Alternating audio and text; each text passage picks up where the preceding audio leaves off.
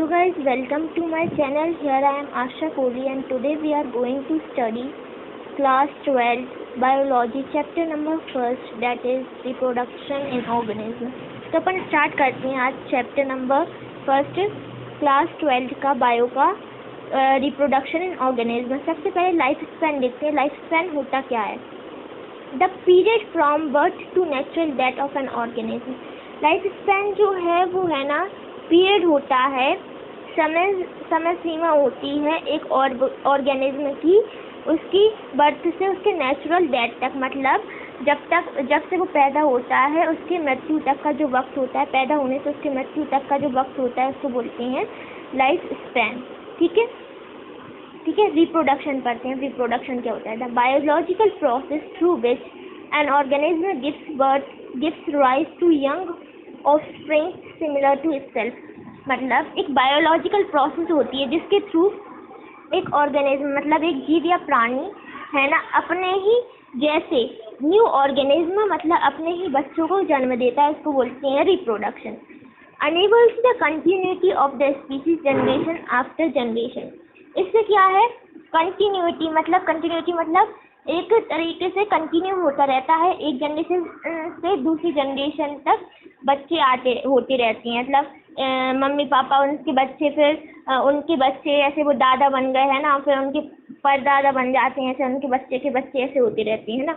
The process of reproduction end of an organism depends on the following. जो process होती है reproduction की, वो है ना फॉलोइंग चीज़ों पे डिपेंड करती है। ऑर्गेनिज्म का हैबिटेट, मतलब ऑर्गेनिज्म किस रहन सहन में रहता है। इट्स इंटरनल फिजियोलॉजी, मतलब उनका स्ट्रक्चरल अरेंजमेंट कैसा है। सेवरल अदर फैक्टर्स, बाकी और फैक्टर्स भी हैं। Reproduction is of two types.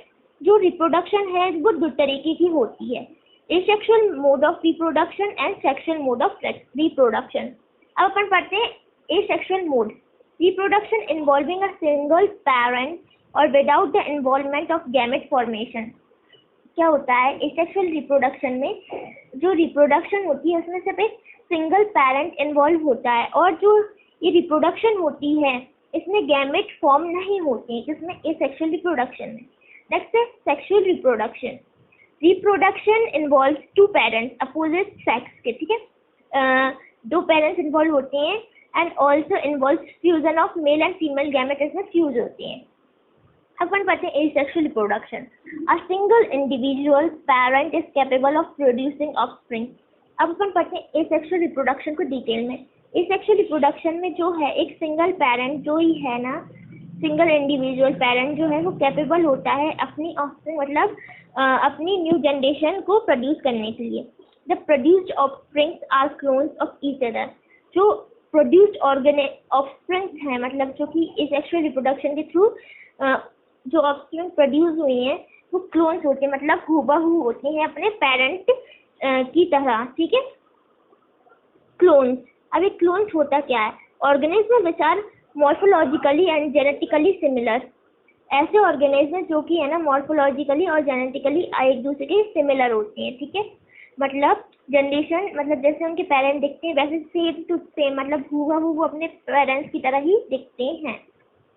Modes of asexual reproduction. तो एसेक्सुअल रिप्रोडक्शन है वो दो टाइप के मोड से होती है। पहली binary fusion. In this process the cell divides into halves. Binary fusion, binary का मतलब होता है दो, तो इसमें जो सेल है ना वो अपने आप को हाफ में, मतलब दो एक मतलब आधा आधा डिवाइड कर लेते हैं। मतलब एक सेल है वो दो पार्ट में डिवाइड हो जाता है, मतलब आधा आधा। ठीक है, and each half develop into an adult. मतलब दो पार्ट में डिवाइड होगा एक सेल। अब वो जो अलग अलग दो पार्ट है ना वो खुद आगे चल के क्या बन जाते हैं? अडल्ट हो जाते हैं। फॉर एग्जाम्पल अमीबा और पैरामीशियम। ठीक है, दूसरा है budding. In this process the cell divides unequally to form buds. इसमें क्या है? बाइनरी फ्यूजन में तो इक्वल पार्ट्स में डिवाइड हो जाते हैं सेल, पर जो बडिंग है उसमें इक्वल पार्ट्स में जो सेल है वो डिवाइड नहीं होती हैं। इसमें अनइक्वल पार्ट्स में सेल डिवाइड होती हैं। क्या फॉर्म करने के लिए? बर्ड्स फॉर्म करने के लिए फॉर्म होते हैं, मतलब डिवाइड होती हैं। Which remains attached to the parent initially, जो कि है ना अपने पेरेंट से इनिशियली अटैच रहती है। क्या? बड। एंड देन डिटैच मतलब डीअटैच हो जाती है, मतलब अलग हो जाती है, and develop into a mature cell. मतलब जब वो है ना स्टार्टिंग में जो बड है वो अपने पेरेंट एटम से ही जुड़ी होती है, बाद में जब वो डेवलप हो जाती है तो वो अपने पेरेंट से अलग हो जाती है और एक मैच्योर सेल के रूप में फॉर्म हो जाती है। For example east. तो इतना आपको अगर समझ में आया हो तो please like, comment and subscribe my channel, and thank you for watching my channel.